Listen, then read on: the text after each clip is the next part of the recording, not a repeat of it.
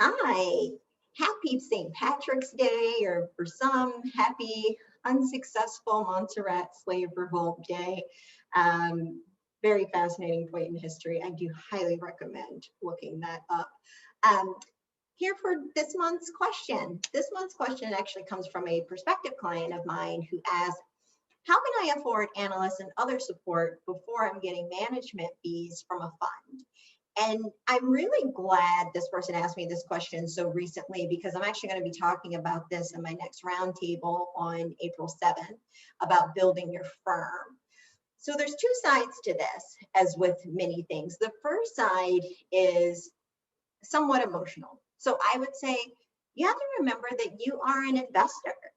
It is difficult to decide where to deploy your resources, obviously, but as an investor, that's why limited partners are giving you money, because they trust you to make these decisions. So you also need to trust yourself to know that the money that you do get will be put to use well. Trust yourself to make these choices, because anything that I say after this, if you don't trust yourself, will be completely and totally pointless. The tactical side of it is to first make a budget. How much money do you actually need to run your firm? Some of that might include salaries. It'll include other things as well, co-working spaces or actual office leases.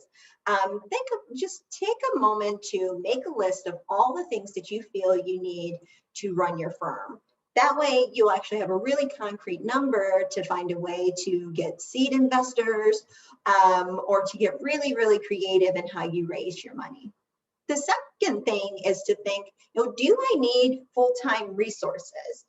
Can certain things be done on a project basis? For example, do you really need a full-time analyst who you'd have to pay a salary and benefits when you can maybe go to your university and ask for an intern? I will say, pay your interns. Interns are generally in college, yes, to learn, but they do also need to know that their work is valued and that they are valued. And this is a very easy way to do that. So yes, it is going to be an added expense, but it's going to be goodwill in addition to giving them experience. The third thing is going to be using your community and bartering. I'm sure you know other people who are also raising a fund, and they might have access to resources that you don't have access to, or you might have a certain set of skills and talents that they don't have. So always ask for help. Don't be afraid to ask for help and find ways to contribute to your community. The last thing I want to tell you is, when you are raising a fund, it could not be of more importance to avoid having a lack mindset. As an investor, you are here to grow capital, and you're going to need to have an abundance mindset in order to do that. So obviously, you want to ensure that any money that you get is deployed wisely, but you can't be afraid of losing it. You can't be afraid of asking for help, and you can't be afraid of money flying out the window when you actually are growing things. So remember that. If you have to tell yourself, I am an investor and I am capable of doing this, tell yourself that, because that is actually the truth.